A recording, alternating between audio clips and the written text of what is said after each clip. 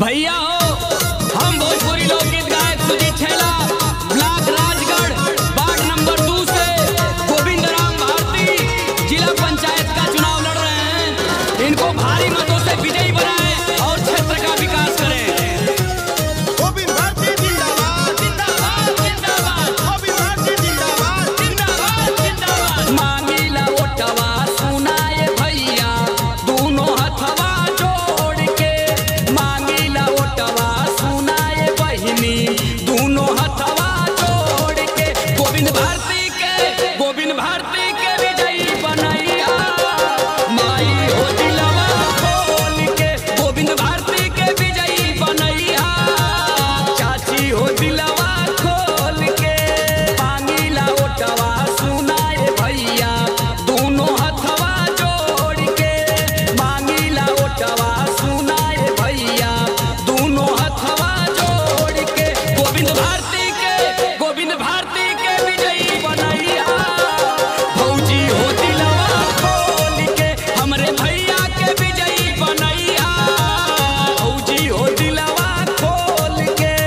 गोविंद भारती जिंदाबाद जिंदाबाद जिंदाबाद। गोविंद भारती जिंदाबाद जिंदाबाद जिंदाबाद। क्यों पड़े हो टक्कर में, कोई नहीं है टक्कर में। क्यों पड़े हो टक्कर में, कोई नहीं है टक्कर में। गोविंद भारती जिंदाबाद जिंदाबाद जिंदाबाद। गोविंद भारती जिंदाबाद जिंदाबाद जिंदाबाद। भैया हमार हमें सबका से प्यारा, दुखिया गरीबवन के ये बाटे नारा।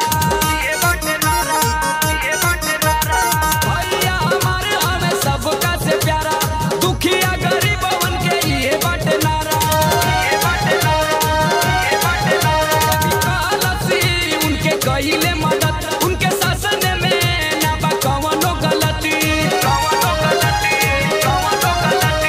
जाति पाति के भेद हटाई सबसे नाता जोड़ के, जाति पाति के भेद हटाई सबसे नाता जोड़ के। गोविंद भारती के विजयी बनैया माई हो दिलवा खोल के।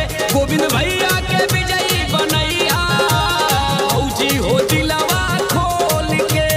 गोविंद भारती जिंदाबाद जिंदाबाद जिंदाबाद। गोविंद भारती जिंदाबाद जिंदाबाद जिंदाबाद। क्यों पड़े हो टक्कर में, कोई नहीं है टक्कर में। क्यों पड़े हो टक्कर में, कोई नहीं है टक्कर में। गोविंद भारती जिंदाबाद जिंदाबाद जिंदाबाद। गोविंद भारती जिंदाबाद जिंदाबाद जिंदाबाद।